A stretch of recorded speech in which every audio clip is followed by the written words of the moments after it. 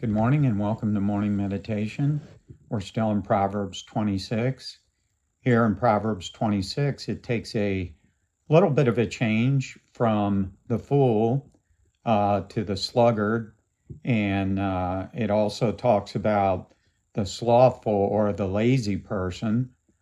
So if God puts the fool, the sluggard, and the lazy person all in the same chapter, we might want to pay attention to that. Seest thou a man wise in his own conceit? There is more hope of a fool than him. I'm going to stop there for just a second and take a few moments to point out in Proverbs it says we need to be correctable. Well, what does that mean? Number one, when God corrects us, we need to be able to take it, humble ourselves, and learn from it, move forward in our life with it. I know many people that spend their entire lives blaming other people, blaming other things, blaming circumstances. No, if we're going to be godly, we're going to have to take responsibility. Being wise in your own conceit simply means believing your own lies. Everybody's entitled to their own perception, but they're not entitled to their own facts. And I think a great example of this recently is the ex-FBI director, James Comey, who's running around entitled to his own facts, but the facts actually show that he did lie to Congress. And Christian, let's make sure that we're careful not to lie to ourselves.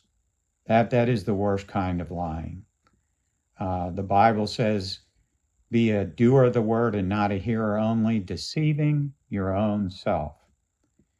Let's go on. The slothful man saith, there is a lion in the way, a lion in the streets. As a door turneth upon his hinges, so does a slothful man upon his bed. The slothful man hideth his hands in his bosom, it grieveth him to bring it again to his mouth.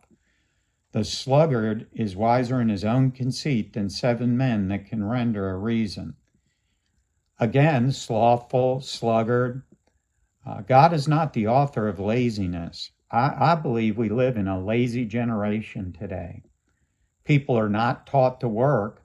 A good example of that from the news is these people that have been dependent on the government for welfare, for food stamps. They call it SNAP now. And these people are putting all kinds of crazy videos on the internet that instead of going out and working, go steal. And this is how to steal. Boy, that's perverted. That is wrong. We need to make sure that we're diligent. We work hard. The Bible's pretty clear. If a man doesn't work, he shouldn't eat. Why in the world would our government disobey that godly advice there?